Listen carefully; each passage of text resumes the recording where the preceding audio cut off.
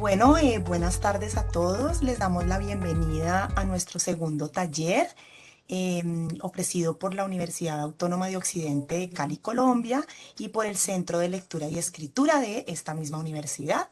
Bueno, hoy vamos, como les decía, con el segundo taller de una serie de 5 talleres que vamos a estar dando en esta semana y parte de la otra semana.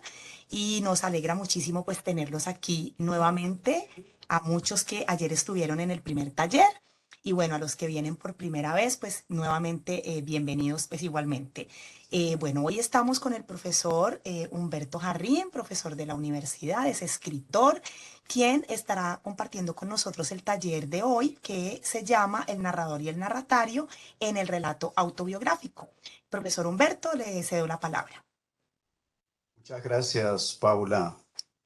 Y muchas gracias también a quienes están en este momento conectados desde diferentes partes del mundo, no solamente de aquí de Cali, de Colombia, sino que sabemos que hay de otras partes. Por lo tanto, hay diferencias de horarios y demás, pero para todos ellos la bienvenida y el cariño es por igual. Estamos en ese mismo uso afectivo.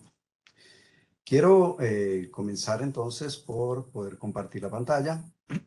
Aquí tengo. Vamos a ver.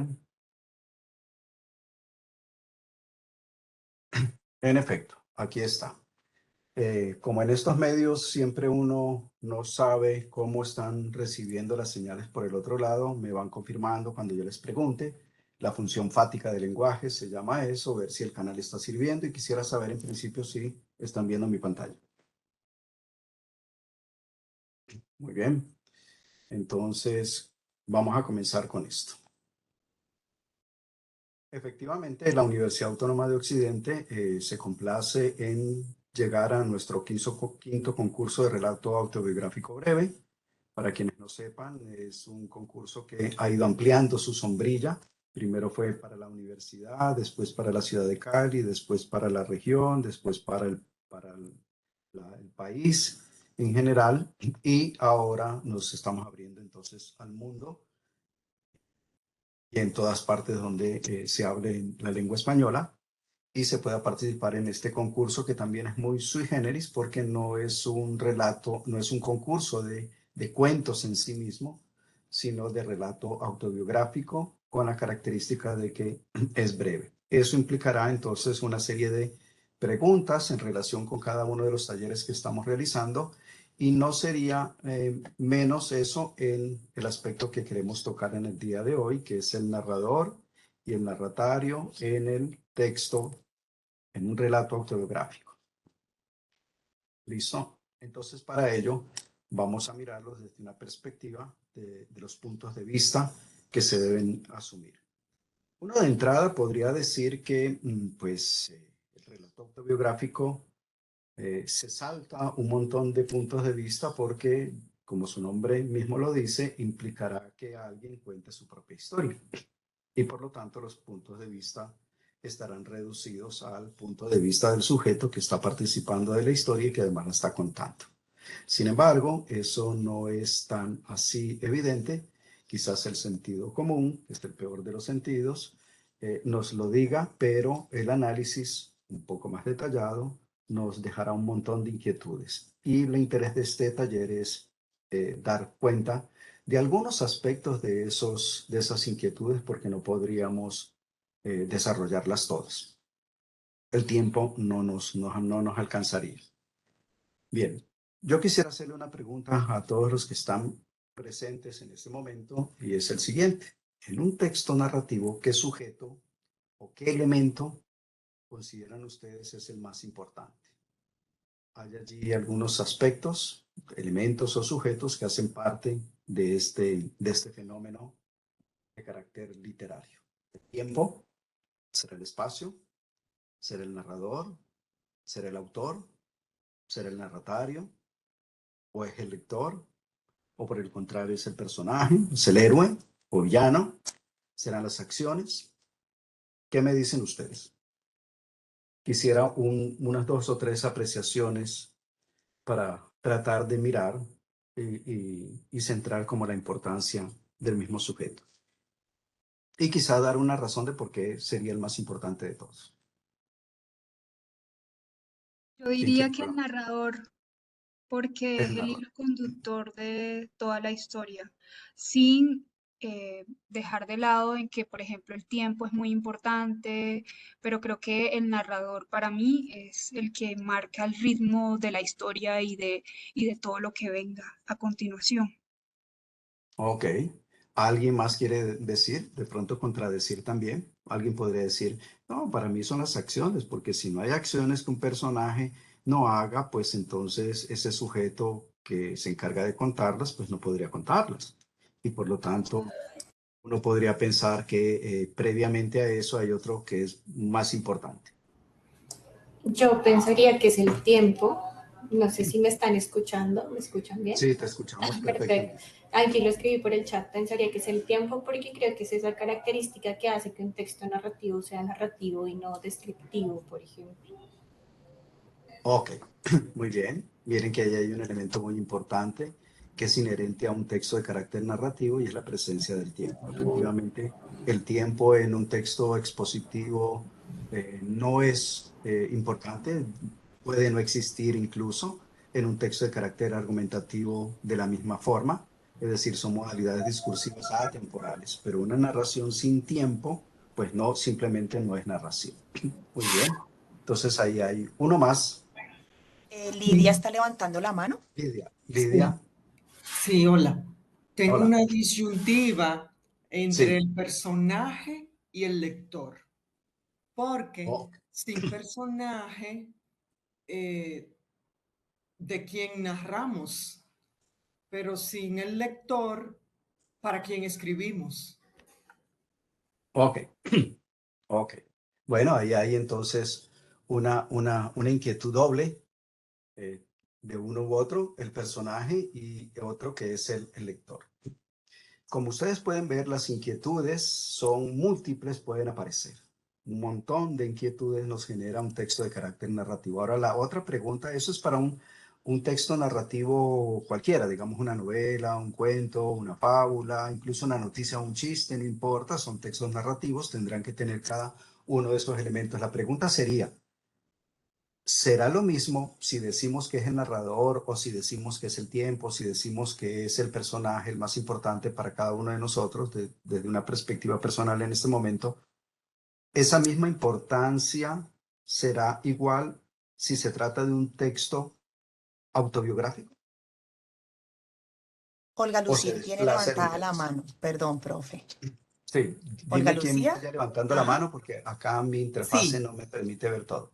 correcto. Olga, tienes la palabra. ¿Seré yo, Carlos? Sí, eres tú, eres tú.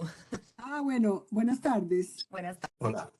Realmente todos los aspectos son muy importantes, pero a mí me parece que son las acciones, porque ¿qué es lo que se cuenta? Pues lógicamente, dónde, cómo, quién lo cuenta, pero lo que marca pues la pauta de un escrito es como lo que Ya. pasa. Y la pregunta que añadíamos a eso es en un relato autobiográfico que es un texto narrativo muy particular y muy concreto, ¿persiste todavía esa importancia? ¿Me pregunta a mi profesor o a Sí, todos? sí, sí. A cualquiera de ustedes. Sí, reconocemos para cada uno de nosotros, reconocemos. Por ejemplo, alguien dijo, el narrador es más importante en un texto narrativo. No, para mí es el lector o es el personaje. Ese elemento o personaje o sujeto que hemos escogido seguirá siendo el más importante en un texto autobiográfico. Esa es como la inquietud. Yo sí creo que sigue siendo las acciones. Muy bien. ¿Tiene levantada la mano Calu? Sí, profe, yo dije que las acciones, Ah, ya. porque lo Ok. que podía contar, no, lo importante no es que sea yo, sino que estoy contando. Muy bien. Diana tiene levantada la mano. Diana, adelante. Diana. Yo también creo que en un relato autobiográfico el narrador también es el sujeto más importante. Inclusive cuando se hable del mismo yo, que puede ser el autor, creo que es súper importante el narrador que se construya a partir de lo que se va a contar. Muy bien, muy bien. Listo. Entonces, esas inquietudes, por supuesto, como no estamos aquí en en un trabajo de carácter científico en el que la ecuación nos va a arrojar C igual a 5, aquí hay algunas inquietudes que pueden que nosotros suscribamos esa visión o que definitivamente nos quedemos con una visión más particular. Sin embargo, eso no quiere decir que las respuestas que se puedan dar en el ámbito de las ciencias sociales y en la narratología, pues se quedan en la mera ambigüedad. Para eso están los autores, están los escritores mismos, están los autores, los semióticos, en fin, que nos dicen. Y ellos, sea que aceptemos o no, nos han planteado la siguiente situación. Por ejemplo, si leemos este pequeño texto que está aquí de Jean Cocteau, francés, podríamos comenzar a mirar. ¿Decir narrador es lo mismo que decir escritor? Es decir, ¿es el mismo sujeto?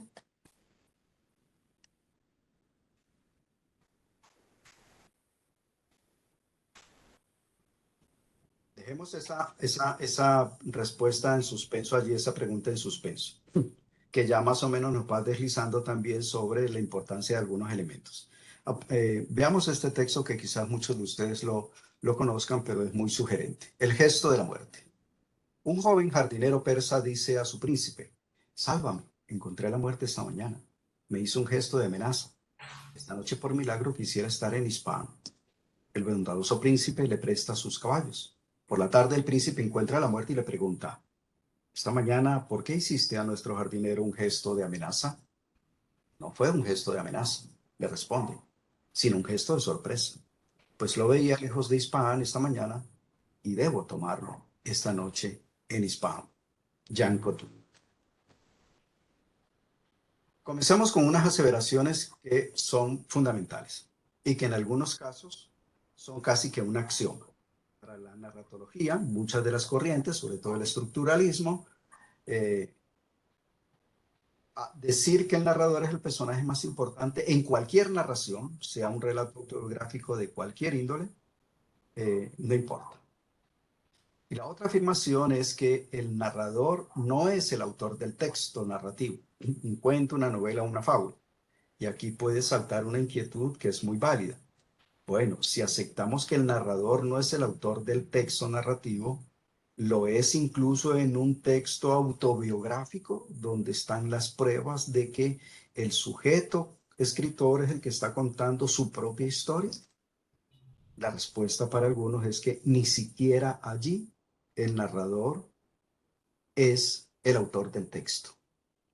Y de otro lado, no puede no existir el narrador, siempre existe en un texto narrativo.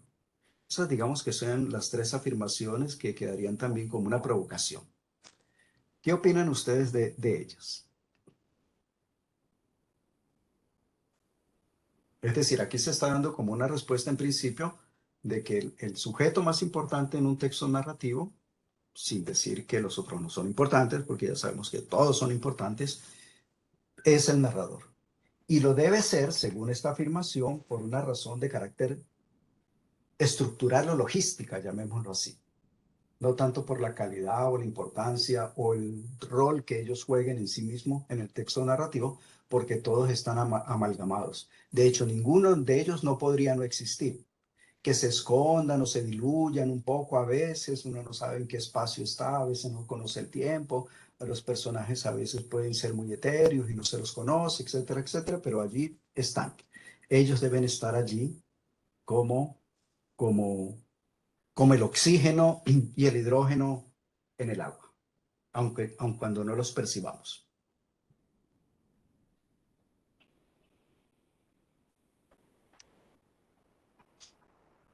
¿Qué diría?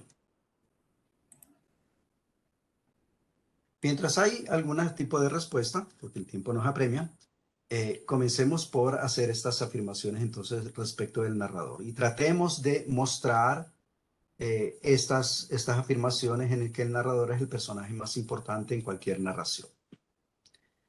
Entre la variedad de problemas que efectivamente tenemos nosotros cuando nos vamos a dedicar a escribir un texto narrativo, sea literario o no literario, pero vamos a quedarnos en el ámbito de lo literario porque allí es donde consiste nuestro trabajo, el que estamos haciendo, es de enfrentar los siguientes. Efectivamente están el narrador, el espacio, el tiempo, el nivel de relación con la realidad, que no lo tocamos, los personajes, la trama, la fábula también, que hay una diferencia entre la trama y la fábula, y todos aquellos otros soportes o resortes que contienen un texto narrativo. Para muchos dicen que es el narrador. ¿Y por qué hay esa afirmación acerca del narrador? Pensemos en esta cuestión. Si nosotros miramos este pequeño esquema donde vamos a ver la situación de enunciación, vemos que hay un escritor que siempre se dirige a un lector a través de un discurso, en este caso un texto de carácter narrativo cualquiera que él sea. Vamos a suponer que sea un texto de carácter autobiográfico, una autobiografía, pero puede ser un cuento, una novela, una fábula, incluido un chiste. Esto que acabamos de mirar allí va a ser el discurso, efectivamente. Y ese discurso obviamente se va a estar relacionado con el mundo. Como pueden ver, lo que está por fuera del corchete es el mundo en el que existimos, la realidad que nosotros percibimos como realidad.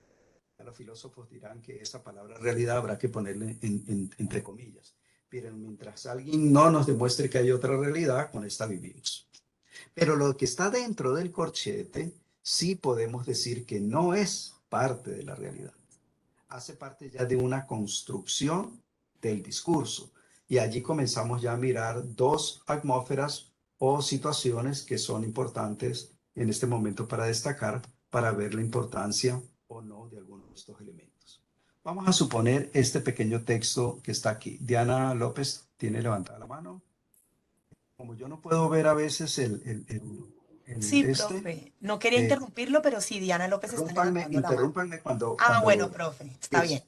Diana, adelante. Ya, lo que iba a decir era que con respecto a la imagen anterior, la diapositiva anterior, cuando decían que el narrador no es el autor, es porque el narrador puede ser incluso un género distinto del que es el autor. Entonces, se podía crear un personaje completamente diferente, aunque el narrador esté en primera persona. Entonces, como esa diferenciación de que el autor es distinto al narrador. Eso era, no, pero ya está, ya, tranquilo. O sea que suscribes la afirmación. Sí, totalmente. Ok, ok. Miremos aquí este pequeño texto. ¿Alguien lo quiere leer? Además es muy delicioso y es muy importante para aquellos que no tenemos un solo nombre. Deberíamos de ponernos 3 o 4 nombres y ya verán por qué. ¿Quién lo quiere leer?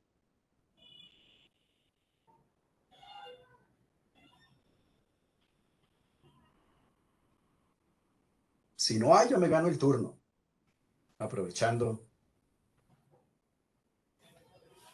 María Olga es una mujer encantadora, especialmente la parte que se llama Olga. Se casó conmigo, un mocetón grande y fornido, un poco torpe, lleno de ideas honoríficas, reglamentadas como árboles de paseo. Pero la parte que ella casó era su parte que se llamaba María. Su parte Olga permanecía soltera y luego tomó un amante que vivía en adoración ante sus ojos. Ella no podía comprender que yo me enfureciera y le reprochara infidelidad. ¿Qué quieres, Marcial? María es fiel, perfectamente fiel. ¿Qué tienes que meterte con Olga? Decía ella. No comprendía que yo no comprendiera. ¿Te puedes imaginar eso, amigo Mario? María cumplía con su deber. La parte Olga adoraba a su amante. ¿Era ella culpable de tener un nombre doble y de las consecuencias que esto puede traer consigo? Así, cuando cogí el revólver, ella abrió los ojos enormes, no asustados, sino llenos de asombro, por no poder entender un gesto tan absurdo. pero sucedió que me equivoqué y maté a María, a la parte mía, en vez de matar a la otra. Olga continuó viviendo en brazos de su amante y creo que aún sigue feliz, muy feliz, sintiendo solo que es un poco zurda. Muy bien. Allí pudiéramos preguntar entonces, ¿quién es el narrador? ¿Es Vicente Huidobro?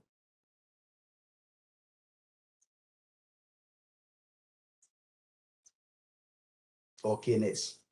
Un poco para responder la pregunta, ¿es el narrador, él es el autor? Es Marcial. Es Marcial, efectivamente. Pero, ¿cómo le negamos la posibilidad de que sea Vicente Huidobro? Si él es el autor, entonces habría que diferenciar que esos dos sujetos están en dos mundos distintos que se comunican, sí, pero que no son lo mismo. Efectivamente, este texto, que lo he adecuado un poquito, me he tomado el atrevimiento de hacerle unos pequeños ajustes al de Vicente Huidobro con interés no tanto estético como pedagógico, para que podamos ver que allí efectivamente quien cuenta en esta versión la historia es Marcial. Y Marcial no es Vicente Huidobro. Y ya como lo decían ustedes, en un momento determinado se pudo haber puesto esta misma historia a ser contada por María Olga. Se podría hacer. Y de las cuales contaría la historia María. Sería interesante hacer una variante en que María cuente la historia de todo lo que ocurrió, o que Olga cuente la historia de lo que ocurrió, o que María Olga, una sola, cuente la historia que ocurrió. Por lo tanto, lo que no va a cambiar es que es Vicente Huidobro el autor de ese trabajo, de ese texto que está allí. Vicente Huidobro debió haberse preguntado, aun cuando esa pregunta no siempre es consciente, bueno, yo tengo aquí esta serie de acciones, esta historia, pero ¿quién me la va a contar? ¿A quién le delego esa función para contarla? Y si nos metemos un poco más en la semiótica de un texto de carácter narrativo, podemos ver que esta es como su estructura, como si miráramos un átomo por dentro.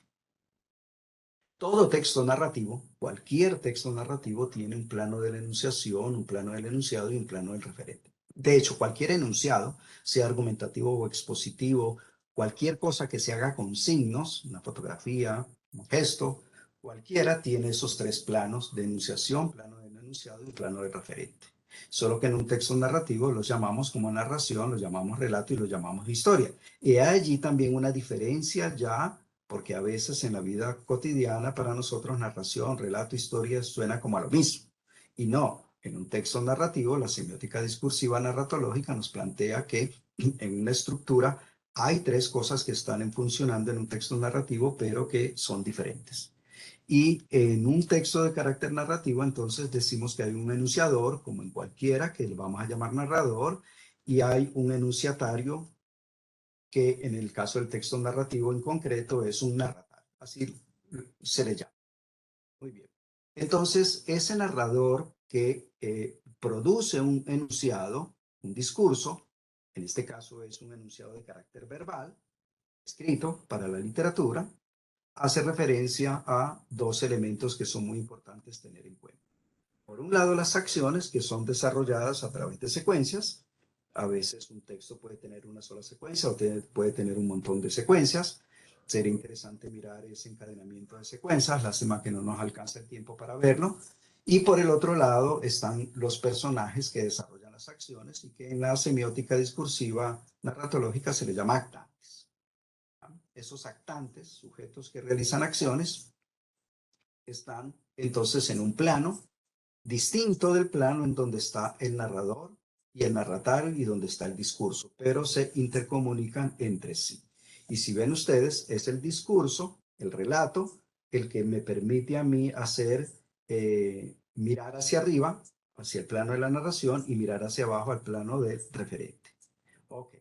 Entonces, si disgregamos un poquito más las cosas, podemos decir que el escritor es un sujeto real, de carne y hueso, es el emisor, el sujeto pragmático, ese sujeto está en la realidad y por lo tanto es un sujeto externo al discurso. Lo mismo se puede decir del lector. Un sujeto real, de carne y hueso, es un sujeto pragmático, está en la realidad, es a quien se le puede dirigir un texto. Escritor y lector no necesariamente coinciden, nosotros todos tenemos esa experiencia, pero sin embargo, ese que es el mundo real es distinto un poco en relación con lo que podemos decir del narrador. Y por lo tanto, el narrador, ¿qué características tiene en relación con el escritor? ¿Alguien me puede leer esta pequeña ventanita de surgir allí? Para mirar si es clara la diferencia efectivamente entre el enunciador y el escritor. Como una especie de una prueba desde la teoría para hacer esa diferenciación. ¿Quién me ayuda con la lectura? Si quieren, yo lo leo. Dale, Luisa. Bueno. Sujeto ficticio no está en la realidad, está hecho de lenguaje. Es una construcción discursiva. Es un simulacro del autor o emisor. Es intradiscursivo.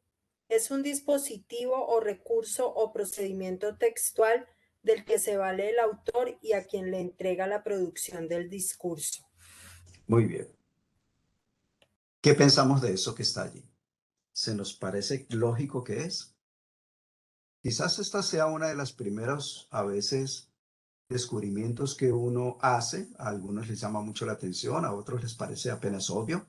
Sí, por supuesto, el narrador es distinto del escritor y no tiene ningún tipo de problemas, no nos talla, digamos, en la lógica que sean distintos. Para otros quizás uno dice, miércoles, esta cuestión para mí no está muy clara. Y sobre todo, se puede complicar mucho más cuando hacemos la pregunta. En un texto de carácter autobiográfico, ¿eso también es posible o cierto si consideramos que es cierto? ¿Les parece lógico o no? Esa misma disquisición que estamos haciendo, lo podemos hacer también del narratario. Y por lo tanto, a veces uno diría, normalmente uno supone que un texto narrativo está siendo dirigido al lector. ¿Por qué? Porque nosotros tenemos esa experiencia. Pero un enunciador o narrador, que en este caso hemos dicho que es Marcial y que no es Vicente Huidobro, y que en lugar de Marcial pudo haber sido María Olga, lo cual nos está demostrando que yo puedo poner a narrar a quien a mí me dé la reverenda voluntad, ¿sí? Y no es Vicente Huidobro, también en relación con el lector es lo mismo. Es decir, ese texto no está dirigido a nosotros como lectores porque nosotros estamos en la realidad. Por lo tanto, hay un dispositivo discursivo interior al texto que se plantea o se presenta como a quien se le dirige el texto narrativo, y en este caso es el narratario. Y hemos de considerar entonces que ese sujeto ficticio tampoco está en la realidad, tiene las mismas características del enunciador. La diferencia es que uno produce el enunciado y el otro lo recibe. Uno lo codifica, sabe cómo lo va a disponer, de qué manera, si cronológicamente o no, si con saltos, etcétera, etcétera, las distintas formas estéticas que se pueden organizar o no. Y el enunciatario lo que toca es rearmar nuevamente ese dispositivo que se le entrega. Y es un dispositivo, por supuesto, de carácter lingüístico. Sí.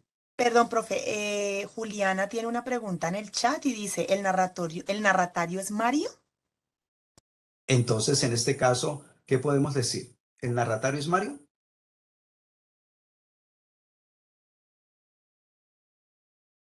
¿Qué dicen los demás? Un sí o un no podría bastar para hacer. No. Pero ahí está la sospecha. Cuando preguntan, ¿el narratario es Mario? Ahí hay una inquietud.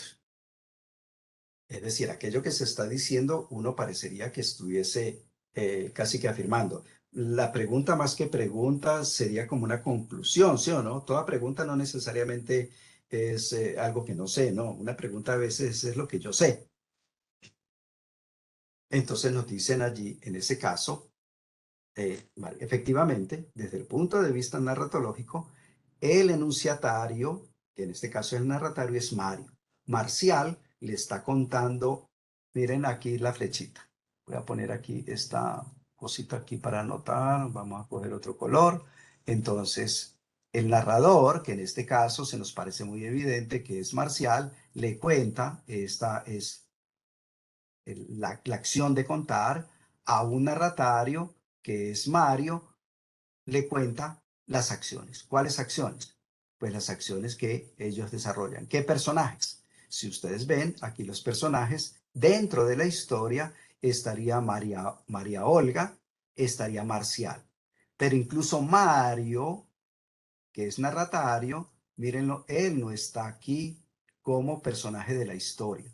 Está como personaje del texto narrativo del cuento, ojo, pero su función no es estar como un actante, sino que es estar acá como un narratario. En cambio, Marcial a la vez tiene dos funciones. Por un lado está aquí como narrador, pero también está a la vez aquí como uno de los actantes. ¿Eso qué quiere decir? Quiere decir que en un texto de carácter narrativo, generalmente, en un texto de carácter narrativo, siempre hay un narrador, pero no necesariamente siempre ese narrador estará en el plano de la historia, porque puede ser un sujeto que simplemente cuenta la historia de otros sujetos, pero él no se involucra, él no se mete, él simplemente la produce y la dice. No nos dice de dónde saca ese saber diegético, no nos dice cómo es que conoce la historia, pero la conoce y tiene entonces la competencia comunicativa para poder contarla. Pero en otras ocasiones, ese saber de la historia que la tiene se deriva porque él la ha vivido, digamos, y por lo tanto está aquí en la historia. Eso caracteriza ya el tipo de texto autobiográfico en el que vamos a encontrar que el narrador va a estar aquí siempre, en el plano de la narración, y va a estar acá también en el plano de la historia. Y sin embargo, este sujeto que está aquí, en tanto sujeto, es distinto del sujeto que está acá. Semióticamente no son iguales. Pragmáticamente pueden ser iguales. Se tendrá el mismo sujeto. Este Marcial que está contando es el mismo Marcial que está actuando. Pero los roles dentro del texto narrativo tienen dos roles distintos. No sé si Profe, eso está claro. Galu nos dice por el chat que Mario es el mismo lector. Ah, que está haciendo las veces de lector, pero ¿será lector? ¿Será el lector? Me pregunto, porque es como en segunda persona el texto, entonces es como hablándole al lector.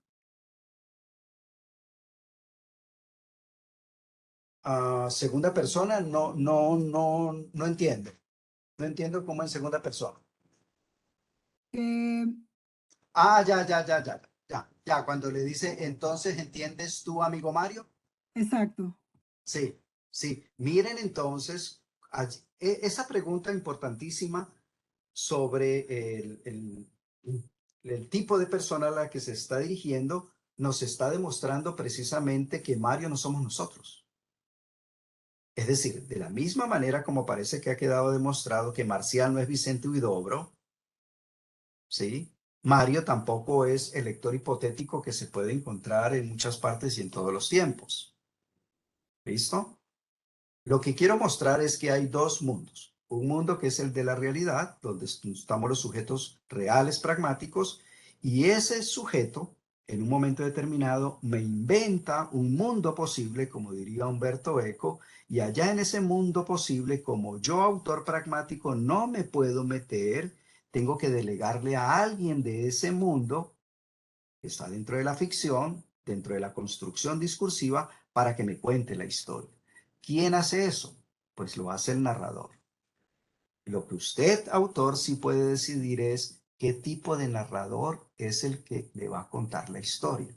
Pero sepa que no es usted. Aun cuando en la vida práctica se deslicen en la historia elementos de carácter autobiográfico, es decir, reales de lo que le pasó a usted. Cualquiera otro que lo conozca a usted lee ese cuento y dice, ah, sí, porque yo estuve allí cuando le pasó ese accidente, cuando le sucedió aquella situación. No importa. Todo lo que se haga con discurso ya es una construcción del mundo real. No es el mundo real. Son construcciones discursivas. Y por lo tanto, como dice Humberto Eco también, dice, todo aquello que se haga con lenguaje, la semiótica sirve para mentir. Y aquí mentir es ficción, es construcción. Yo no puedo pensar que aun cuando yo escriba un hecho sobre la vida real que me ha ocurrido, eso que he construido es la realidad. Ya no es la realidad. Es una construcción de esa realidad. Ya está contaminada de un montón de cosas que nos han pasado. Por ejemplo, inclusive el de la memoria. No es lo mismo contar un hecho, escribirlo, que me ocurrió ayer, a contar un hecho que me ocurrió hace 20, 30, 40 años. Ese hecho, aun cuando yo trate de recuperarlo, siempre será una construcción imaginativa, ficticia, de esa realidad. Lo que pasa es que jugamos a que eso que he construido con el lenguaje sea tan próximo a la realidad, que tenga unas marcas tan verosímiles como para decir si efectivamente eso ocurrió. Está muy Y buen ese es ejemplo. y ese es el primer, digamos, problema que tenemos cuando vamos a escribir un relato autobiográfico. Lo tenemos en cualquier otro tipo de relato, pero cuando tenemos el relato autobiográfico, ese es uno de los elementos. Es decir, tenemos que hacer una construcción de nosotros mismos. Pero ¿cómo la vamos a hacer? Sí, alguien iba a opinar, a decir algo. Profesor, yo dije que era muy bueno el ejemplo. Así como Huidobro no es el narrador no es el autor, tampoco el lector es el personaje al que se le habla en el texto. Ajá, exactamente. ¿Sí? Son simulacros del otro, sí. Tienen una conexión, porque miren que la misma estructura, si ustedes lo ven aquí, miren que esta misma estructura de la realidad, mírenla aquí, esta estructura es la misma que se reproduce acá. Es la misma, porque jugamos a ser modelos de la realidad, porque es lo único que tenemos para modelar los textos narrativos. ¿Ya? Aun cuando nosotros escribamos una historia de fantasmas, una historia por allá en el año Jijue 1200, aun cuando construyamos en un lugar, un no lugar incluso, ¿ya? Como el de Peter Pan, esos son construcciones de nuestro mundo. No tenemos otra manera. Lo que pasa es que logramos, queremos, nos posibilitamos para desencajarlo y romper ciertas leyes de esos mundos.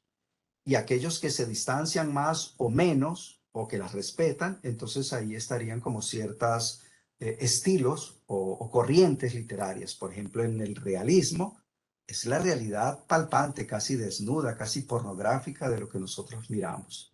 Si vemos entonces ya el realismo en contraste con lo maravilloso, en lo maravilloso nos damos la oportunidad de que todo, cualquier cosa puede suceder. Y lo fantástico, que es distinto, donde hay como una especie de cosas que respetamos la realidad, pero algunas cosas se nos van por otro lado, esa es menos, digamos, volátil que en el texto de carácter maravilloso. En lo maravilloso puede ocurrir todo, de todo. En cambio, en lo fantástico, por eso es lo fantástico, la potencia que tienen los relatos de carácter fantástico, es que te generan una ambigüedad. Eso pudo ocurrir o no ocurrió, siempre nos queda. El contrato ficcional en un relato maravilloso es que tú aceptas cualquier cosa, hasta la cosa más inverosímil, ¿sí? En un texto de carácter autobiográfico nos tenemos que ajustar a un realismo. No tenemos la oportunidad porque el compromiso que es contar un relato autobiográfico de lo que nos ha ocurrido nos distancia de ponerle elementos maravillosos o de ponerle de elementos de carácter fantástico.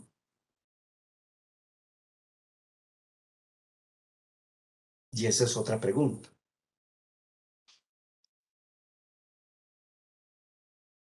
La respuesta podría ser, usted procure que sea un texto de carácter narrativo que se parezca mucho a la realidad, pero envenénelo con otras cosas. De hecho, el solo hecho de que usted ya lo escriba, aquel hecho que en la realidad le pasó, que puede estar datado, que incluso puede estar, que haya salido hasta en la televisión, que haya salido hasta en la prensa, que quedaron registros de eso, usted en un relato autobiográfico, eso mismo que tiene, usted no tiene ningún otro compromiso más que sea verosímil, pero que tampoco se ajuste a la realidad. Ah, no, es que eso en realidad nunca me pasó. Sí, yo iba por la calle en una noche y un carro se me vino encima y me aplastó y me dejó malherido, supongamos, y yo quiero reconstruir esa historia porque es muy significativa para mí, pero tengo que ajustarme exactamente a aquello que en realidad me ocurrió, o puedo ponerle otros elementos que le permitan jugar con la tensión, con la atmósfera, con las situaciones, incluso decir que en ese momento vi el fantasma de alguien que eventualmente vino a verme y que yo, porque me le rechacé, fue que la muerte no me vino a recoger. Todos esos elementos son posibles. Es decir, no hay que estar en el purismo o el prurito de la verdad del relato autobiográfico, porque ese texto narrativo parece ser que nos exige una verdad y que no debemos traicionar esa verdad. Ese sería como una recomendación. Usted reconstruya un evento, pero llénelo de otros elementos, y cuando usted le pone esos otros elementos que no fueron dados por la realidad en su experiencia práctica, allí es cuando está haciendo realmente literatura. En lo otro puede que esté haciendo, bueno, si va a reconstruir eso en el periodismo, es periodismo. Y allí sí tiene la obligación de decir lo que es. Allí no puede imaginar más cosas. Miremos un poquito esto, y si no hay inquietudes que nos deriven de estas cuestiones, vamos mirando aquí algunos elementos que quisiera construir con ustedes. Miren, por ejemplo, esto que estamos diciendo aquí, que es lo que acabamos de decir. Este mismo esquema lo quiero reproducir aquí. Estos sujetos, mírenlo aquí en esta imagen. Un poco para desentrañar y quizás dar conclusión a eso. Si ustedes ven, este personaje que está aquí, el entero, es el sujeto real. Ese es el que está acá, el escritor. Nosotros, que estaríamos en el teatro, seríamos esto, el lector. Estamos en la realidad. En un momento u otro, este sujeto manipula, miren que solamente introduce las manos, la conexión entre este palito y esas piolitas y las manos, pone a este sujeto que está aquí. Y este sujeto que está aquí ya está dentro del discurso, dentro de este discurso. Y este sujeto, este muñequito de palo, puede comenzar a contarnos la historia. ¿Ya? Por ejemplo, vamos a suponer que este sea Pinocho y que haya una variante en la que Pinocho es el que cuenta la historia y sea un relato de carácter autobiográfico. Y puede comenzar algo así como los seres humanos tienen la posibilidad de contar una historia desde que nacen hasta que mueren. Parece que son los únicos privilegiados. Yo no soy un ser humano, yo soy Pinocho, soy una construcción, un sujeto de palo, de madera, que en algún momento tuve la oportunidad de llegar a esa altura de ser un ser humano y que luego me fue quitado, supongamos. Pues voy a contarles la historia de mi existencia. Y comienza a contar la historia. Por lo tanto, este sujeto me va a producir un discurso en el que él va a contarme la historia de de qué tipo de palo o de madera lo construyeron, cómo fue la primera forma que se hizo, las formas en que se desecharon, etcétera, etcétera, etcétera, etcétera.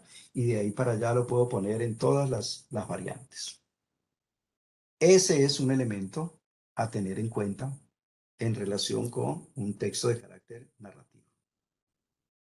Veamos aquí de pronto como en un chiste podemos evidenciar eso que está allí. A ver.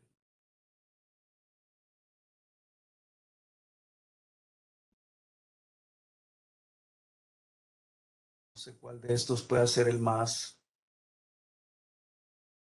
Bueno, cojamos esto. Los chistes estos de Donoso son unos chistes malos, ¿no? Pero son un texto narrativo y es lo que me interesa. No, aquí me molesta y me dice que...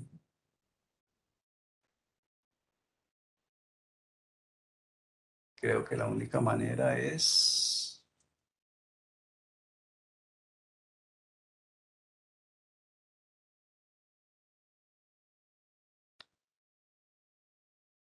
A ver.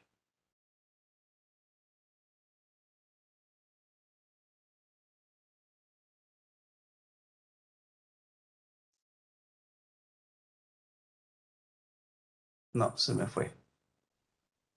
Bueno, ahorita les comparto este video. Permítanme aquí. ¿Me están escuchando? Sí, profe, perfectamente. Ya. Ok.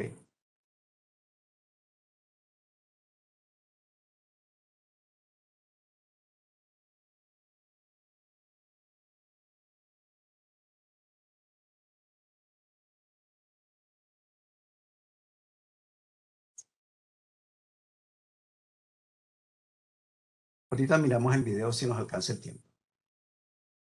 Miren lo que dicen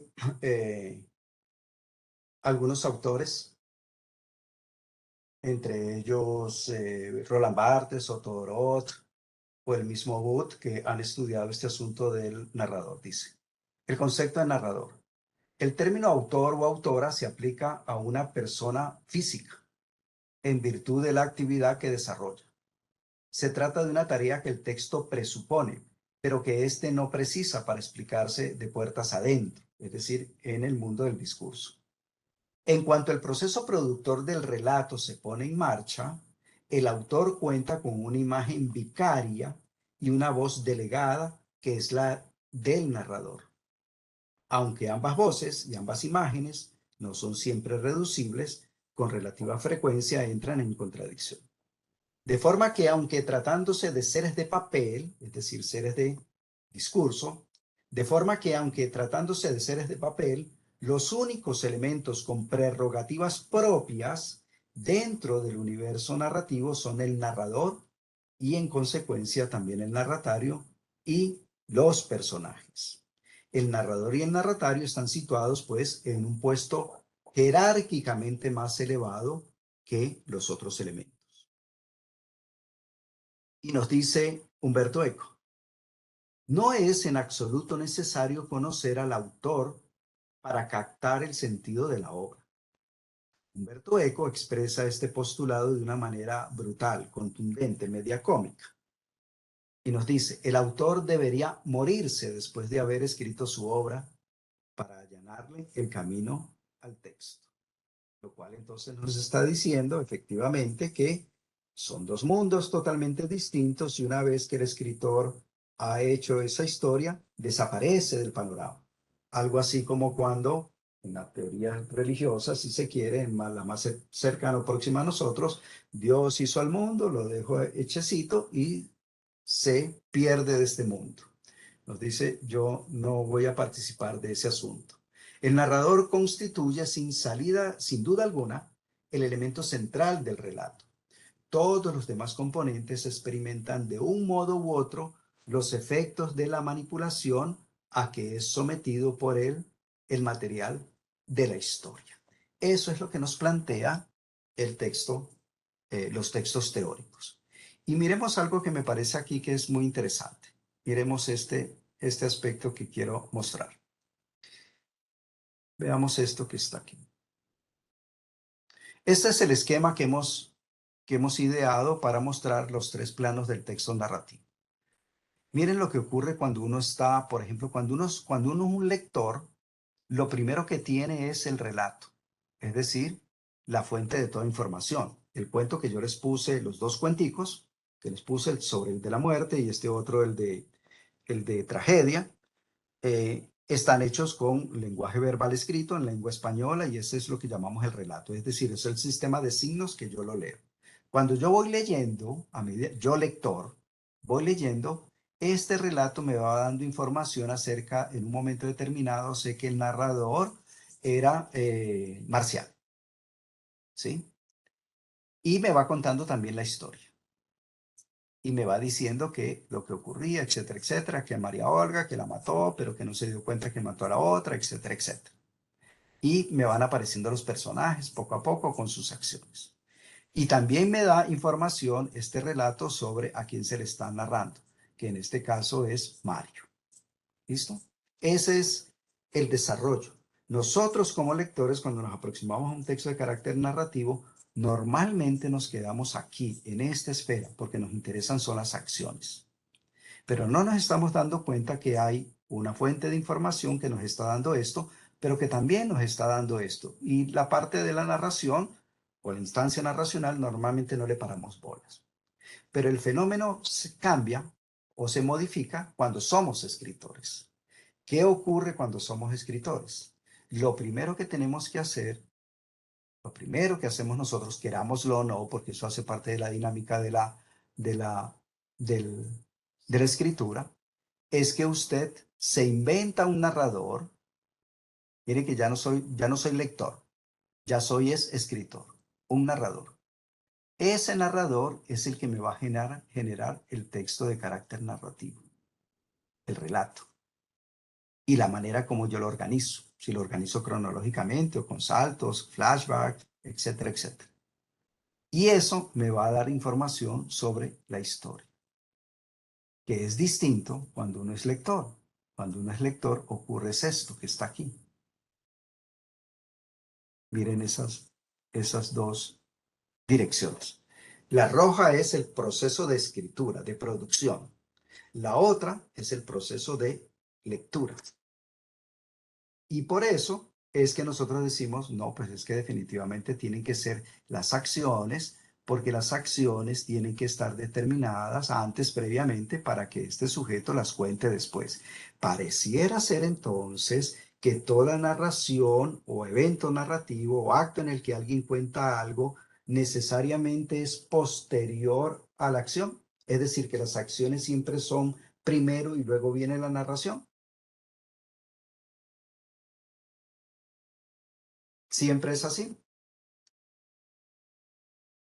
La lógica nos dice eso. Primero deben aparecer las acciones y luego debe venir el acto de contar, ¿sí o no? ¿Cómo te parece que el día de ayer? Ah, listo. Entonces ya las acciones son el día de ayer. Iba yo por el parque, iba caminando, me encontré un billete de 50. Como ya tenía otro billete de 50, me pareció que tener dos no era muy bueno, entonces boté uno y seguí. Supongamos esa pequeña acción. Pareciera ser que las acciones no son. Por lo tanto, mi texto de carácter narrativo, autobiográfico, que se supone que es un yo el que va a comenzar a contar y que va a hacer referencia a un yo que va a estar acá en las acciones, necesariamente tiene que estar este yo en el pasado para que este yo que me está contando y todo acto narrativo en un eterno presente se deba dar. Esa es la estructura lógica normal con la que nosotros nos experimentamos. Pero entonces también podemos hacerle otro elemento. Miren ya varios elementos que tenemos. Uno, un relato autobiográfico me obliga de alguna manera a escribir un yo que esté centrado en un yo. Ese parece ser que fuera el único camino y ya miraremos que no. El otra limitación es que me dice que las acciones, los eventos, deben corresponderse con la realidad. Y también hemos visto que esto lo podemos dejar como una base, pero no necesariamente yo tengo que hacer una fotografía denotativa de mi historia porque eso no tiene ninguna gracia literaria. Tengo que adornarla, tengo que sazonarla con una serie de elementos. Y allí entonces ese realismo que me está exigiendo le puedo meter elementos de carácter fantástico, porque a veces la vida nuestra, aun cuando nosotros no lo creamos, es fantástica.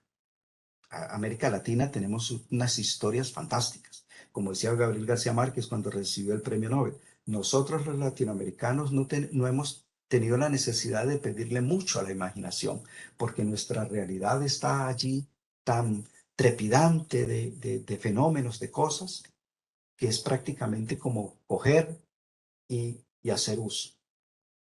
En cambio, en otras partes se toman la vida como muy en serio y les requieren un mayor trabajo, digamos, de carácter estético. El otro elemento que queríamos mostrar era efectivamente este yo.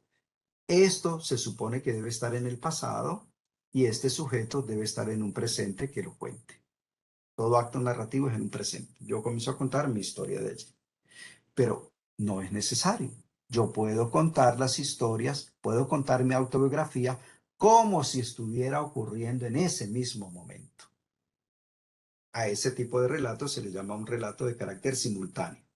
Es decir, la narración está ocurriendo en el mismo momento en que ocurren las cosas. ¿Qué limitaciones puede tener un texto narrativo que opte por esta perspectiva de contar las cosas como si estuviesen ocurriendo en ese mismo momento? En relación con una narración en el que las cosas ya ocurrieron y después de 1, 2, 3 años yo vengo y las cuento. Estructuralmente tienen un montón de dificultades. La primera, que se llama una narración de carácter ulterior, así se le llama. Normalmente, por ejemplo, en las noticias se cuentan después de que han ocurrido los hechos. Allí no hay nada que agregar, siempre. Pareciera ser que un relato autobiográfico se espera que uno haya vivido algo que le haya pasado ya antes y que luego se cuenta. ¿Qué garantías tiene eso? Pues que los hechos ya ocurrieron y que yo ya los tengo más o menos como amansados. Digamos, yo ya tengo el universo de lo que ha ocurrido y cómo han ocurrido, ya los conozco. Tengo un saber sobre ese hecho ya que ha sido decantado. En cambio, en la narración de carácter simultánea, no es, hay que desecharla del todo, tiene una limitación, pero tiene mayor intriga, porque yo necesito estar contando las cosas que van ocurriendo en el mismo momento que van ocurriendo.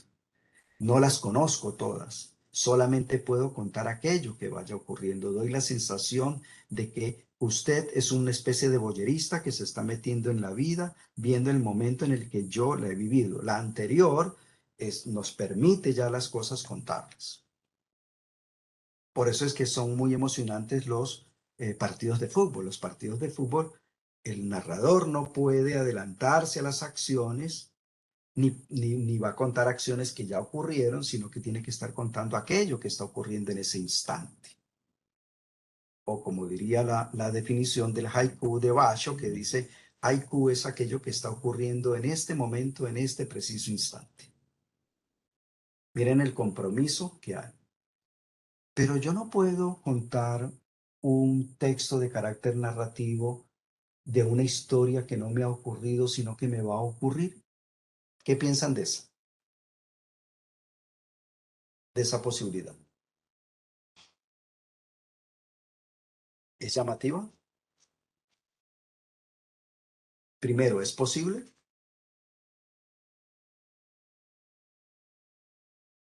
Alguien me pone aquí, ¿me quieres leer las participaciones que hay en el chat? Es que no alcanzo yo a mirar aquí. Sí, profe, hay una que dice, yo creo que sí, igual se narra desde el presente, dice Juliana. Sí, toda narración es presente. Toda narración está en presente. Lo que está en el pasado, lo que está en el simultáneo, en el mismo presente o está en el futuro, son las acciones. Es decir, voy a borrar aquí. Este evento que está aquí, siempre es en un presente, un eterno presente.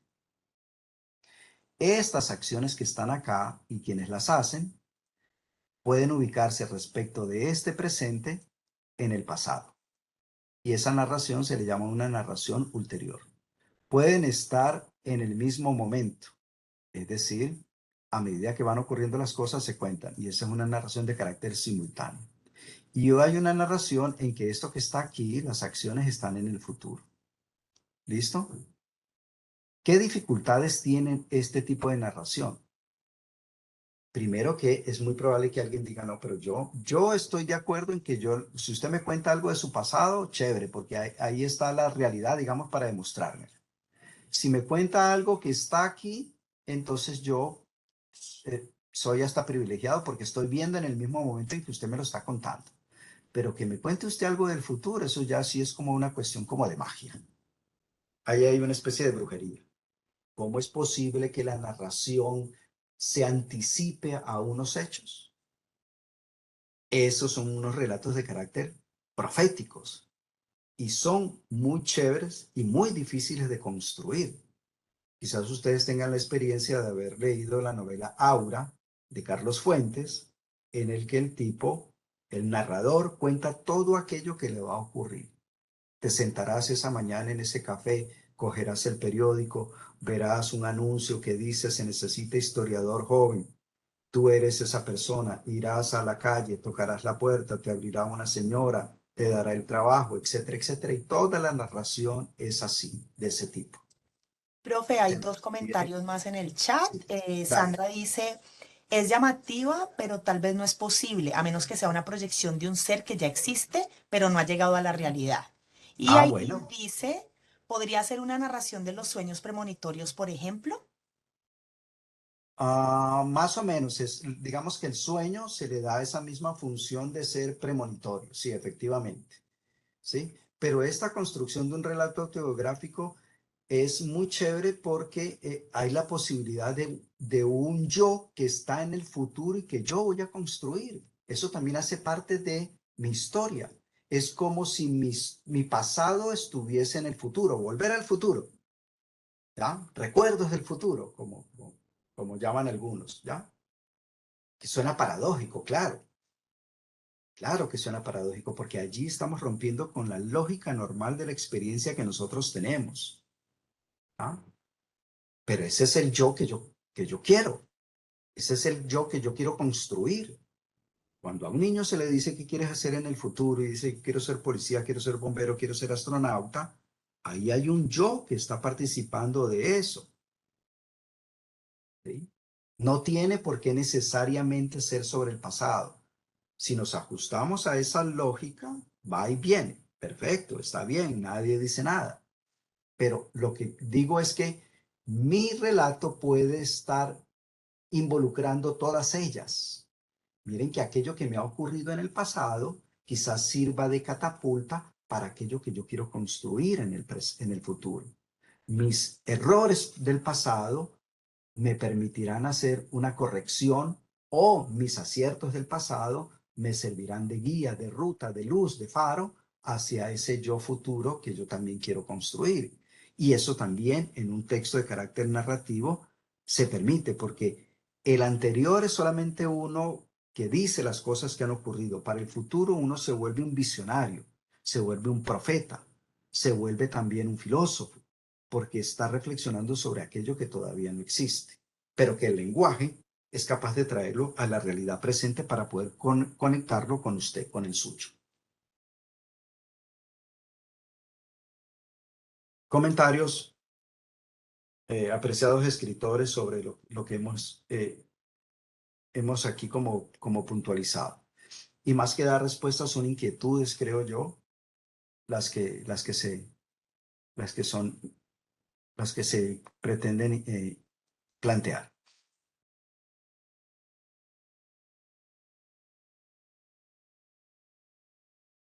Bien, veamos algunas posibilidades del narrador entonces en sí mismo. Veamos algunas cosas. Vargas Llosa, en algunas de sus reflexiones sobre el texto de carácter narrativo, nos aporta algunas ideas que están aquí recogidas, entrelazadas con otros textos. Dice, la tradición más antigua relaciona al narrador con sabiduría o conocedor. La etimología de la palabra narrador deriva del término narus, que es saber. Y ya sabemos que el que es ignorante es ignarus, ignorante, no sabe, no conoce.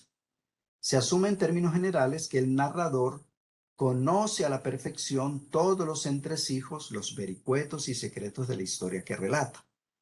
Parece ser que esa es su mayor competencia. Yo tengo un saber que lo dispongo y en un momento determinado lo voy a contar.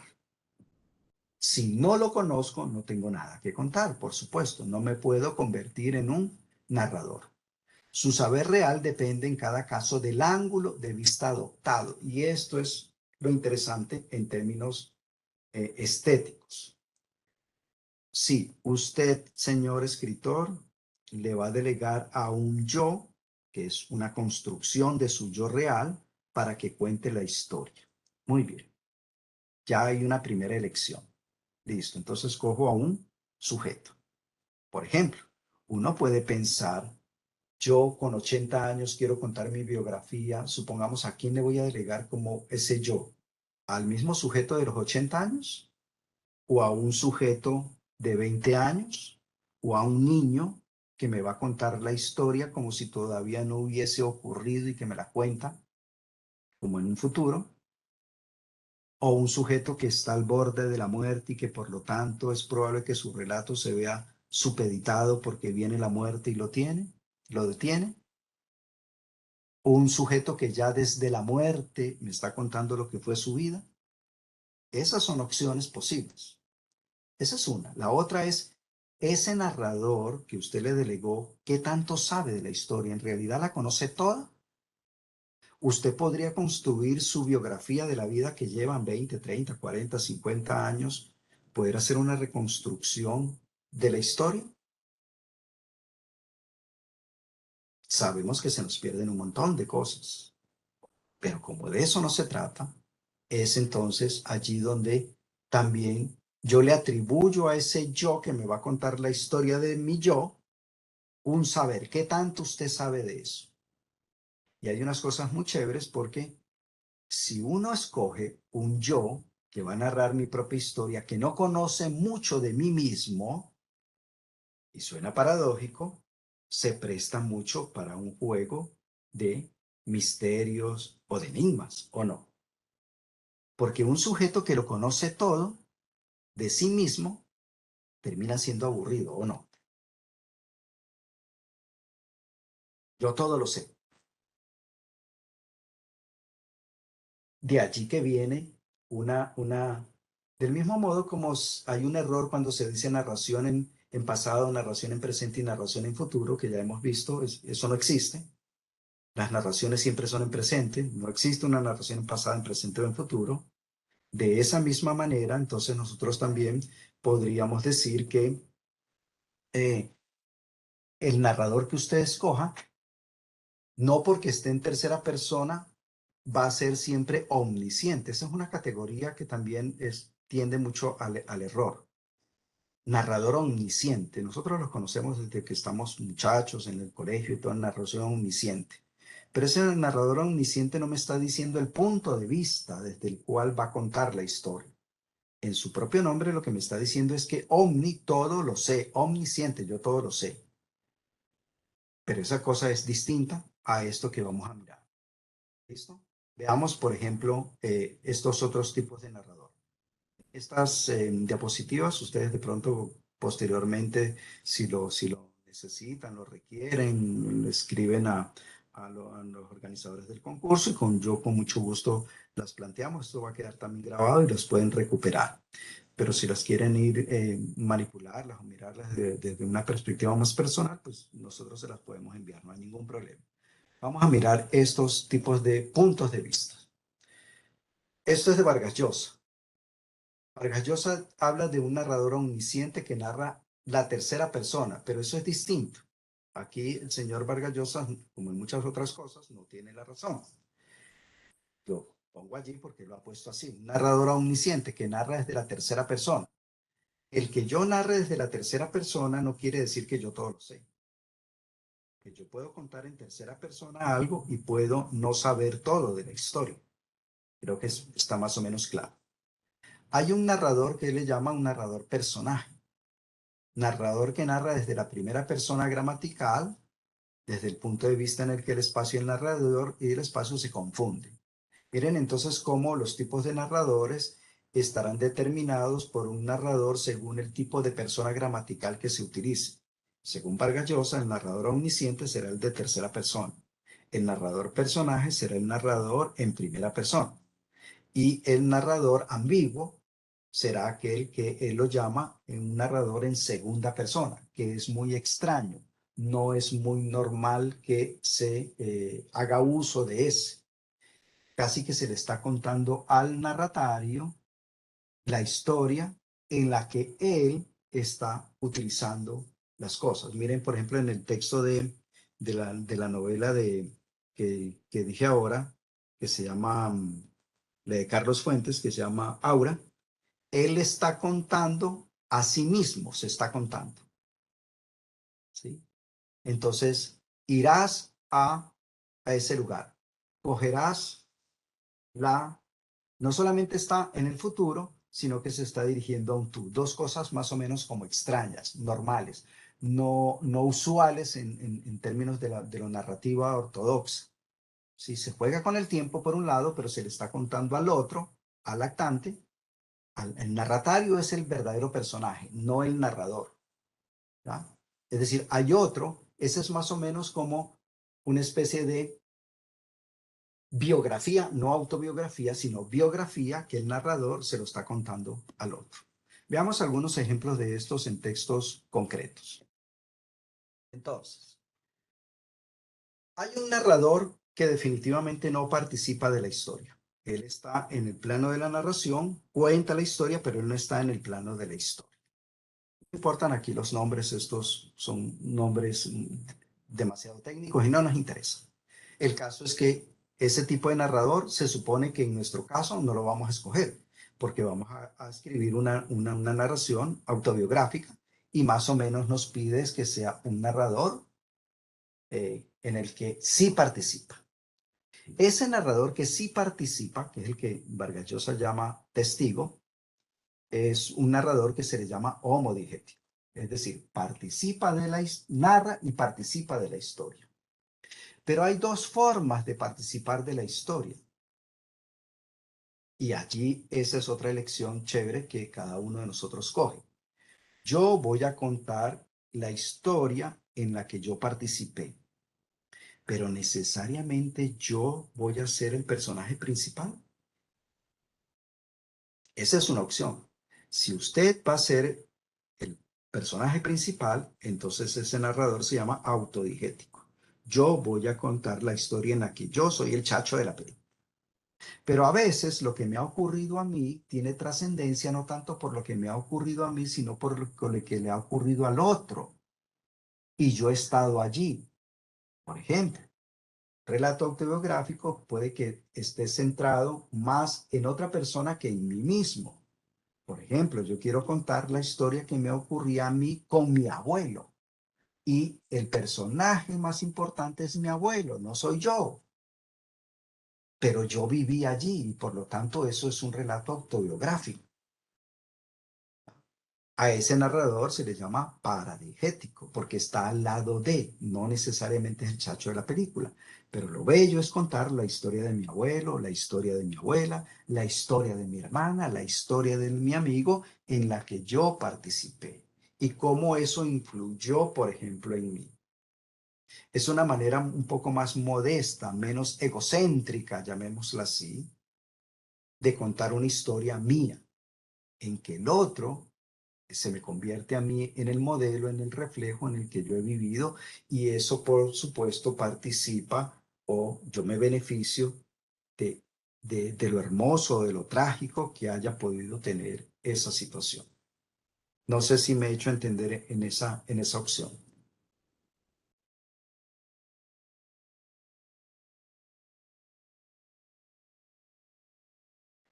En conclusión, los elementos formales que normalmente nosotros conocemos de un texto de carácter narrativo autobiográfico los podemos extender mucho más allá, hacerles una vuelta de tuerca para que el relato en su conjunto funcione de otra manera distinta que quizás pueda generar unos rasgos, unos aspectos, unas tesituras bien temáticas, bien estructurales, bien de la historia en las que yo puedo participar. Voy a dar varios ejemplos, como el tiempo se nos va terminando. Al parecer solamente nos faltarían unos 10 minutos. Si ven que es posible unos otros 10 minuticos más, los miramos. ¿Ya? Entonces, veamos un ejemplo de un narrador de carácter solapado, que llamamos extradigético, que así lo llama Vargas Llosa. Por ejemplo, este que está aquí. Dice así, ejemplo número 1. Miren que aquí el narrador no participa de la historia. Dice, el hombre se acuesta temprano, no puede conciliar el sueño, da vueltas como es lógico en la cama, se enreda entre las sábanas, enciende un cigarrillo, lee un poco, vuelve a apagar la luz, pero no puede dormir. A las 3 de la madrugada se levanta, despierta al amigo de al lado y le confía que no puede dormir, le pide consejo.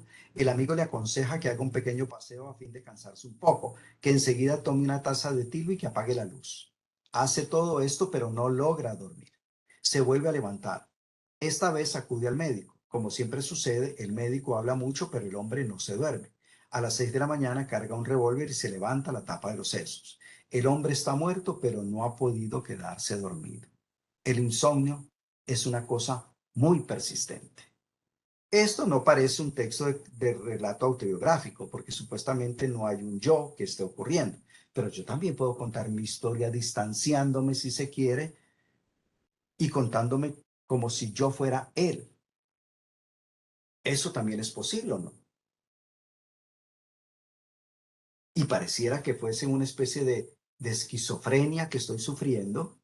Ese es el elemento estético que le voy a poner, de que yo me estoy separando de mí mismo para contarme a mí mismo, pero como si fuera alguien escindido de mí, de esa personalidad de la que yo quizás, porque no la quiero, porque tengo unas distancias, alguna cosa, estoy inconforme conmigo mismo, pero tengo que contar mi historia, pero ese es el otro yo, ¿ya? Como en Borges, ¿ya? Borges y el otro Borges, más o menos. Borges hace mucho esos juegos. ¿No? Y ese Borges, del que Borges cuenta, no es Borges, es una construcción de Borges, por supuesto, como ya lo hemos dicho. Pero ¿qué tal este texto si fuese un relato autobiográfico? Entonces, me acuesto temprano, no puedo conciliar el sueño. Ese también es simultáneo. Pero puedo haber escrito, me acosté temprano, no pude conciliar el sueño, di vueltas como es lógico en la cama, me enredé entre las sábanas. Y puedo ser un yo, o puede ser un tú te acostarás temprano, no podrás conciliar el sueño, darás vueltas como es lógico en la cama, o puede ser en el futuro, ¿ya? Yo me acostaré temprano, no podré conciliar el sueño, daré vueltas como es lógico en la cama, me enredaré entre las sábanas, encenderé un cigarrillo, leeré un poco. Miren las distintas formas de la historia, de si las acciones no cambian, cambian la perspectiva desde que yo lo miro. O bien lo proyecto en el pasado, lo estoy proyectando en este presente como si fuera una cámara que me lo está mostrando, ¿sí? O en un futuro como si lo estuviera viendo en una bola de cristal. O puedo ser un yo, o puede ser un tú, o puede ser un él, o un nosotros. ¿Qué tal esa personalidad autobiográfica que sea un nosotros? Yo, un yo colectivo. Lo que me pasó a mí, que puede ser, por ejemplo, de unos gemelos o de una comunidad, etcétera. Son las. Este también es otro ejemplo de un texto en el que el narrador nos involucra. Este otro texto que está aquí también es, efectivamente, ya lo leímos, de un narrador que nos involucra.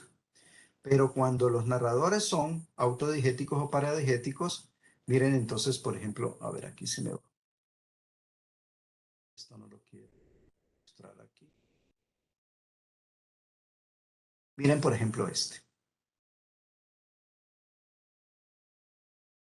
De Anderson Invert, un escritor que recomiendo mucho, argentino. Dice Alas. Yo ejercía entonces la medicina en Humahuaca. Una tarde me trajeron a un niño descalabrado. Se había caído por el precipicio de un cerro. Cuando para revisarlo le quité el poncho y 2 alas. Las examiné. Estaban sanas. Apenas el niño pudo hablar, le pregunté, ¿por qué no volaste, mijo, al sentirte caer? ¿Volar? Me dijo. Volar para que la gente se ría de mí.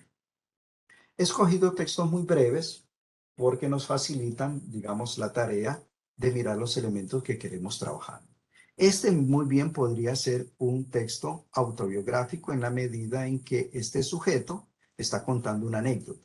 Pero miren que aquí él no es el importante. ¿Quién es el importante? ¿Quién es el que tiene el elemento de carácter fantástico? Pues ese niño del que se supone tiene unas alas y que para que la gente no se burle de él, pues no las utilice. Esa puede ser un punto de vista adoptado, ¿ya? Un punto de vista en el que yo me enajeno un poco de mi propia historia. porque puede que no la conozca del todo. Esta que está aquí sí es un texto mucho más que se acondiciona al relato autobiográfico en el que yo soy el que participo y yo soy el narrador de esa historia en la que he participado. Pero miren aquí un elemento muy chévere que es un narrador majestático, un narrador colectivo, un yo colectivo. Y dice, todos sabemos que esa experiencia es de un sujeto, pero él la cuenta como si fueran todos esos niños que participan allí. Descubrimos al payaso parado en una de las esquinas del parque. Tenía instalada la caja sobre el carrito de balineras y pulsaba una guitarra de cuerdas incompletas. ¿Cuánto vale?, le dijimos, mientras más nos arremolinábamos llenos de curiosidad. Es gratis para los primeros 5. Sentimos la voz que salía de la caja y no de la boca del payaso. Claro, traté de explicarme el motivo del ofrecimiento. Y es festivo y quiere simpatizar con los niños. El payaso afirmó con una risita de abuelo bonachón y me señaló la lente. Cerré un ojo y miré por el otro. La caja no tenía fin y cientos de niños diminutos flotaban en el vacío. La visión me produjo miedo y quise apartarme. Di media vuelta y detecté la mirada de uno de mis amigos que me observaba desde fuera, de Juan Carlos Moyano. Bien, estos son las posibilidades de los textos narrativos que hay. Y este es un narrador, el que Vargas Llosa ha llamado un ambiguo, pero que es un narrador en que el narratario se me convierte en el personaje. Es decir, en nuestro esquema que hicimos, siempre el narrador narra la historia y puede participar acá en la historia. Pero a veces el narratario también participa de la historia. Y esa historia, él es el más importante. Por ejemplo, este texto que es hermosísimo, de Carlos Alfaro, argentino también, que se llama Paternidad Responsable. Era tu padre. Estaba igual. Más joven incluso que antes de su muerte. Y te miraba sonriente, parado al otro lado de la calle. Con ese gesto que solía poner cuando eras niño y te iba a recoger a la salida del colegio cada tarde. Lógicamente te quedaste perplejo, incapaz de entender qué sucedía y no reparaste ni en que el disco se ponía rojo de repente, el semáforo, ni en que derrapaba la curva un autobús y se iba contra ti incontrolado. Fue tremendo. Ya en el suelo, inmóvil y medio atragantado de sangre, volviste de nuevo tus ojos hacia él y comprendiste. Era, siempre lo habría sido, un buen padre. Y te alegró ver que había venido una vez más a recogerte. Miren cómo poner al narratario, que no es el lector, como hemos dicho, y esto lo demuestra, como el sujeto que está participando de la historia, el más importante, tiene unos elementos muy chéveres. ¿Qué tal si eso lo fundimos con yo me estoy contando a mí mismo mi propia historia? Como de locos, ¿no? Casi que es esquizofrénico. Pero esas cosas ocurren. Cuando yo pierdo la memoria, por ejemplo, sobre algún elemento, es muy probable que yo me cuente de manera anticipada algo para después, cuando yo la mire, reconstruir esa historia. Hay un montón de películas que se basan en eso. Memento, por ejemplo. Bueno, algunas partes de algunas películas en las que sabe que le van a hacer algún trabajo, van a perder la memoria y tienen que contarse su propia historia. En fin, es más, uno de los chicos que ganó un texto en uno de los primeros relatos autobiográficos fue de un chico que tuvo un accidente, que se cayó de unos 2 o 3 pisos y perdió la memoria y la perdió, se le borraron varios años de su vida.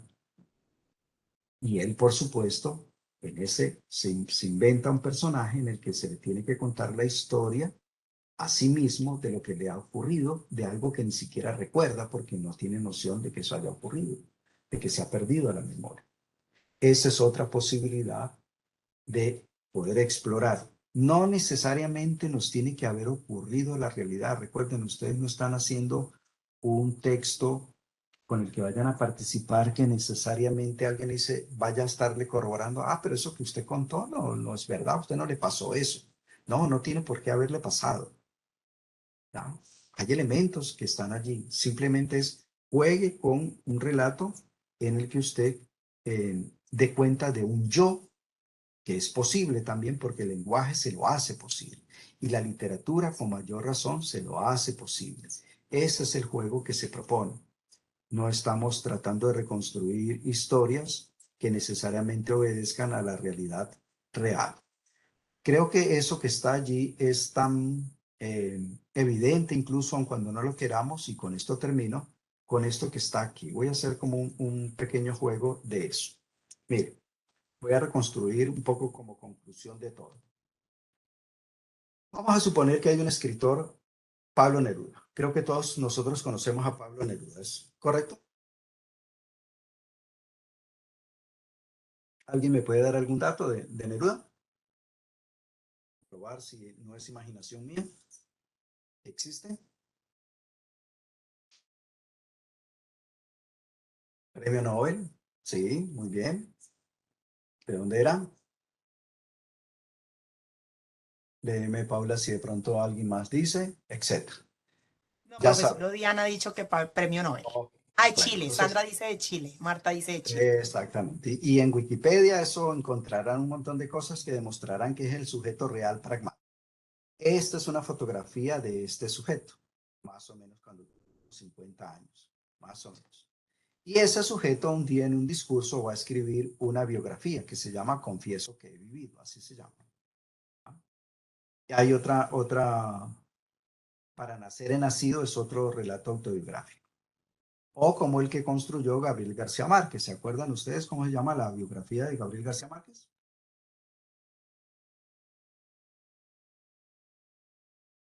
Se llama Vivir para contar. Exacto. Y miren que en solo título ya me está dando claves sobre que aquello que él va a contar, lo importante es lo que se va a contar, es decir, la reconstrucción que yo hago de esa vida. Claro, yo tengo que vivirla, pero lo importante es contarla. Y en ese contar es otra vida que se vive. Es una vida que se sobrepone a otra vida. Es una vida palimpséstica, si se quiere. Sobre la vida real, yo hago borraduras y escribo cosas, las que mejor me dejen a mí como la imagen. Ni voy a hacer que me voy a presentar como un sujeto ignorante, machista, si no quiero que me vean así. Si yo quiero que los demás se construyan una identidad de mí como machista, pues aun cuando yo no haya sido machista, meto elementos machistas, me las invento. Listo. Entonces, este sujeto a un lector, por ejemplo, nosotros o cualquier sujeto que en el futuro existe. Muy bien. Un lector del pasado antes de Neruda no habría sido posible, obviamente. En ese discurso, él, que es esto que está aquí, él cuenta, por ejemplo, y que hace referencia a la realidad, él cuenta esto que está aquí. Miren, él, digamos, este sujeto real, digamos, dice, voy a contar, me voy a imaginar mi historia, lo que fue mi vida. Y entonces se imagina ese niño, ese es Neruda, una fotografía real de Neruda cuando está niño. Muy bien. Entonces, con base en eso, él va a inventarse un enunciador que se va a llamar también Pablo Neruda, porque es una biografía. Pero miren que este Pablo Neruda de aquí está entre comillas, el de arriba no, esto es una construcción. Y se ve a sí mismo no como el sujeto pragmático, este sujeto acá pudo haber sido senador de la República, fue candidato a la presidencia, fue comunista, fue un montón de cosas que pudo haber sido. Pero aquí va a construir la estructura de un Pablo Neruda poeta. Esa es la imagen que me va a mí a ofrecer un poeta. ¿Listo? No un ciudadano común del siglo XX, sino un poeta. Esa es la imagen que quiso dar a colación. Y por supuesto se lo va a dar a un narratario, a un anónimo que él supone que no existe. Es muy probable que a veces diga apreciados seres humanos de este mundo del siglo XX, o chilenos o latinoamericanos. A veces ha de configurar un enunciatario en un momento determinado. O humanos en general, seres humanos, o seres que aman la libertad, etcétera, etcétera. Y él construye, obviamente, estas acciones. Miren, por ejemplo, en este pequeño texto, y con esto termino, con algunas inquietudes que ustedes tengan. Dice, muchas veces me han preguntado cuándo escribí mi primer poema, cuándo nació en mí la poesía. Él va a reconstruir esa historia y esa historia la va a acomodar, la va a manipular, va a quitar algunas cosas, va a poner otras, etcétera, etcétera, para mostrarme cómo es que nace la poesía en él. Traté de recordarlo muy atrás en mi infancia y habiendo apenas aprendido a escribir, sentí una vez una intensa emoción y tracé unas cuantas palabras semirrimadas, pero extrañas a mí, diferentes del lenguaje diario. Las puse en limpio en un papel, preso de una ansiedad profunda, de un sentimiento hasta cuando entonces desconocido, una especie de angustia y de tristeza, y ahí se va por toda la historia. Me cuenta de Gabriela Mistral, cómo Gabriela Mistral leyó su poema y se lo dijo que estaba muy chévere. Gabriela Mistral es la otra premio Nobel, los únicos 2 premios Nobel de Chile, etcétera, etcétera. Pero uno se pregunta, ¿en realidad eso fue así? Es probable que no haya sido así y no nos importa que haya sido así. Lo que nos interesa es ese Pablo Neruda que se construye con el lenguaje. Y allí tiene unos personajes que es Pablo Neruda, el papá de Neruda, la mamá de Neruda, Gabriela Mistral, que claro, tienen una conexión con la realidad, pero esas ya son construcciones. Por ejemplo, a Gabriela Mistral la muestra como una profesora muy sencilla, etcétera, etcétera. Esa es su visión de Gabriela Mistral. Esta Gabriela Mistral no necesariamente en la realidad, es decir, acá en este plano, haya sido la misma. Se la ha idealizado o por el contrario, puede que despotrique de ella, que diga era una mala poeta, no sé por qué le dieron ese premio cuando su poesía es lo más sencilla y elemental que cualquier persona la puede hacer, etcétera, etcétera, etcétera. Esa es la dinámica de todo texto narrativo, pero en particular de un texto de carácter autobiográfico en el que el narrador que yo escojo, si bien tiene unos vínculos muy cercanos a mí, no soy yo mismo y no es necesario que sea usted mismo. Porque usted no va a hacer una relatoría de su vida, usted va a hacer no un periodismo de su vida, usted va a hacer un texto literario y lo puede manejar, adobar de las diferentes formas que el lenguaje, que la poesía, que la literatura y los ejercicios de otros autores han podido realizar. Y bien, se nos acaba el tiempo. Lo que quería compartir con ustedes, sé que se nos quedan muchas cosas que quizás tengan inquietudes, pero ojalá la vida nos dé otra oportunidad y podamos poder compartir. Si hay alguna pregunta final, alguna inquietud, duda, sugerencia y demás, la escuchamos y damos por terminado nuestro taller. Gracias, profe. Pues en el chat Sandra dice gracias, Diana dice gracias, Jenny dice excelente taller, muchas gracias, les agradecemos mucho también a ustedes. Marta dice muy interesante, mil gracias. Bueno, Yo pues invitarlos a los otros talleres que son igual de interesantes para que ahonden en algún aspecto efectivamente del relato autobiográfico y por extensión de cualquier texto narrativo que pueda servirnos para nuestra vida cotidiana común, pero también para ese otro ejercicio de la literatura. Que tengan un buen día. gracias, profe Humberto. Y bueno, si los esperamos en los 3 talleres que nos quedan, recuerden que tenemos mañana el lenguaje literario en el relato autobiográfico, el viernes tenemos el tiempo y el espacio en el relato autobiográfico y el lunes tenemos el último que será la construcción de personajes en el relato autobiográfico. Entonces, bueno, los esperamos a todos y un abrazo y el espacio siempre estará abierto. Muchas gracias. Hasta luego. Muchas gracias. Muchas gracias. Bueno. Para quienes están preguntando por las diapositivas o por la grabación, una vez terminemos todos los talleres, vamos a subir las grabaciones a la página del Centro de Lectura y Escritura de nuestra universidad. Entonces, ya si quieren el lunes, cuando ya terminemos el último taller, yo les podré dar toda la información. Muchas Perfecto. gracias.